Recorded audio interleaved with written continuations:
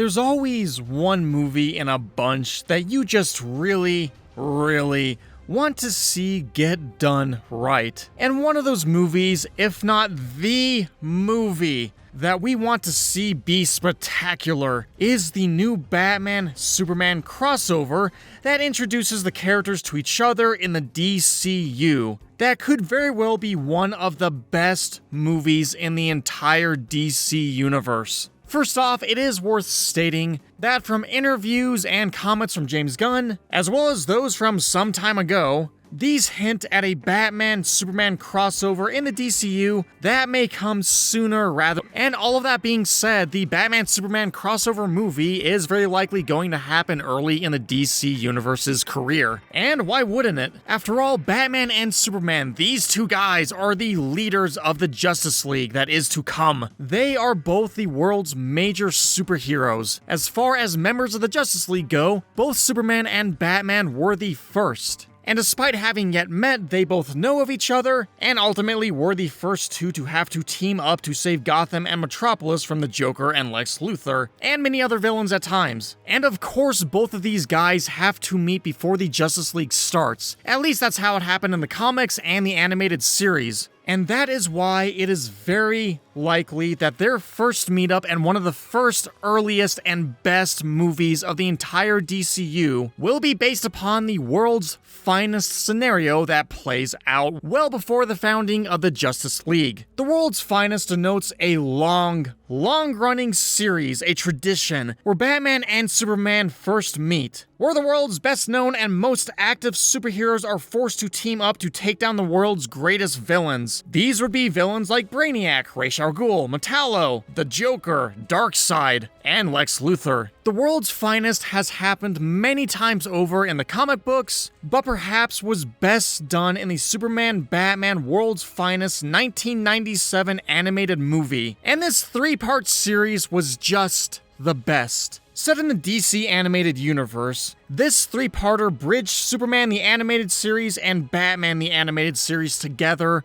and paved the path towards the Justice League. What happens is Joker gets his hands on a nice handy-dandy kryptonite statue. Batman finds this out, and Joker goes to Metropolis offering to kill Superman for Lex Luthor in exchange for $1 billion. And at times, Joker seems to do it just for the laugh, and also because he may hate Superman stealing the spotlight from Batman, and he just can't let that happen. So Joker offers Lex Luthor his services, and Batman is quick to follow. Lex Luthor agrees, but clearly does not trust Joker fully, for very good reasons. Meanwhile, Batman tracks Joker to Metropolis, and Bruce Wayne starts a flirtation with Lois Lane, quickly causing some tension with Clark Kent, where one of the best scenes happens as Superman and Batman meet for the first time ever in a club, and Superman quickly takes a peek through Batman's cowl. Batman throws Superman through a table, weakens him with kryptonite, and then quickly spies on Superman in his PJs. This story really does a great job of showing the initial tension between the two. Superman sees Batman as a violent vigilante, and Batman sees Superman as naive.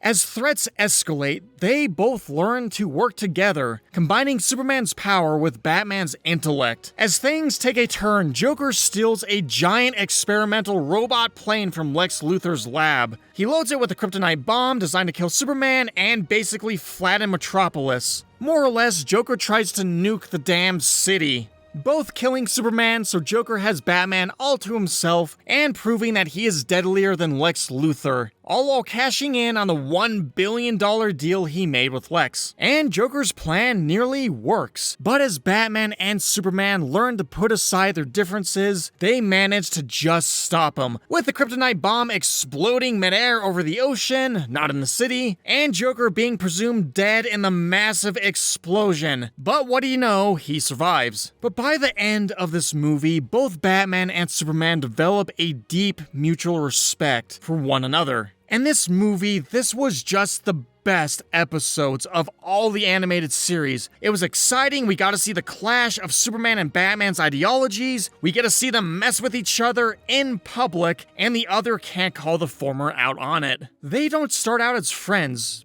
but they aren't enemies either. Both of them are heroes that have to work together, and more importantly, we get to see the arc of their relationship play itself out. And it's this friendship that really lays the foundation for what will come for the upcoming Justice League. This movie didn't waste time pitting the two against each other just to barely come together at the end. They were together from the start, where we could see the embers of their friendship and the tension that eventually leads to the two becoming lifelong friends. And one of the advantages that the DC universe will get being highlighted in the world's finest movie that will lead up to the DCU's first Justice League movie, this will showcase the interconnectivity of the franchise. After all, this is what made the MCU so great, the fact that they had a singular vision under someone, an interconnectivity that the DCU promises to have as a direct result of James Gunn's singular vision as the head of DC Studios. Cause up until now, the DC movies have suffered with multiple creatives and studio heads trying to enact their vision, causing DC to seem like it's all over the place. Instead, having a core vision, a core relationship of the universe that is cemented in this meeting of Batman and Superman can, in a sense, recreate something that has made Marvel just so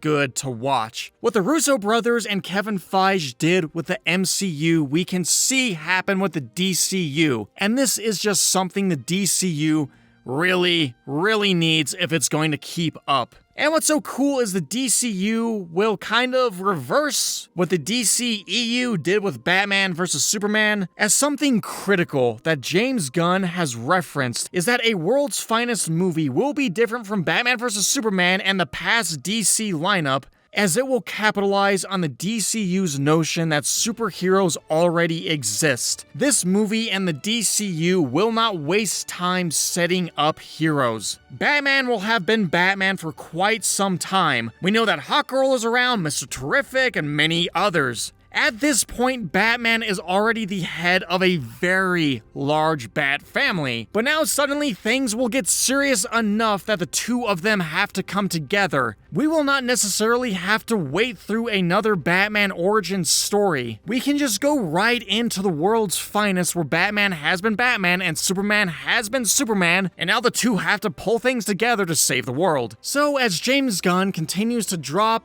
little teases about the world's finest movie, which in the continuity is going to have to take place sometime before the release of the first Justice League movie, the world's finest will set the tone for what is to happen in the DCU, for the Justice League, for all the heroes. And other than that, Superman and Batman are the DCU's biggest heroes. This is likely a movie that they will do, I could be wrong, but would be a major movie for them to capitalize on. And with just how big these two guys are and the world's finest scenario has been, it is certainly one that DC Studios is aiming to get as correct as it can. And that is just so exciting. But if none of this was very interesting, then I saved one fact for last. With the emergence of the DCU to battle the MCU out in the theaters, the DCU does have one major advantage over the MCU that the MCU has slowly battled its way through since its launch, that I hope, along with a singular interconnected vision, that will make the DCU movies fun to look forward to for a great night in the theater. Cause at the end of the day, that's all we can hope for. With us going over the DCU's advantage in this video right here. Let me know your thoughts on all of this. I do love to read my comments and see what you guys think. And I'll see you guys in the next one.